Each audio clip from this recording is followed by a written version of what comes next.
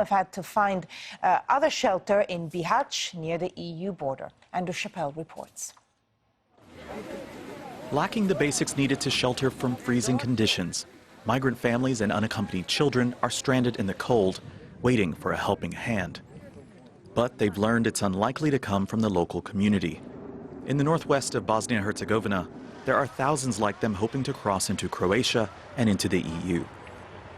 As the temperatures continue to drop, conditions are worsening at Camp Lipa, if only temporarily. The government refused to upgrade the camp for the winter, and with no running water or power, its residents were living in squalor. The International Organization for Migration, the IOM, began to shut it down last month and tried to find alternative accommodation. On December 23rd, a fire ravaged the camp and left those living there out in the cold. When they looked to relocate, local people blocked their buses. So they remain in the area, taking shelter wherever they can. Some have been doing that anyway for months. 16-year-old Ali sleeps in an abandoned bus. I was in the Bira camp for 2 months, but I've been sleeping in a bus for 5 or 6 months now. I'm living in really bad conditions. There's no one to look after us here, and it's not safe.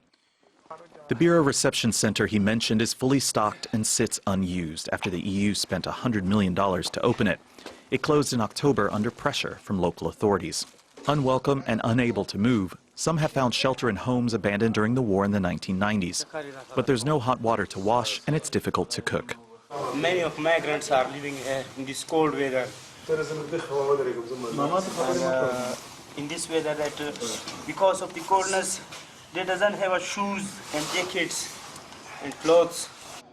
Most of the migrants come from Muslim-majority countries. Serb and Croat-dominated areas have refused to accommodate them, leaving aid agencies and others in a difficult position. Basically, we are reaching out to 1,000 people, squatting all around the region, providing them with food parcels.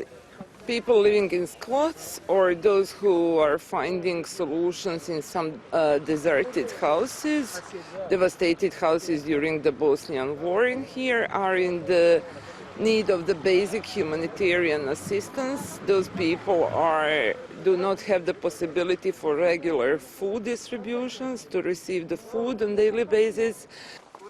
The EU foreign policy chief says the reputation of Bosnia and Herzegovina is on the line, as people are left dying in the snow.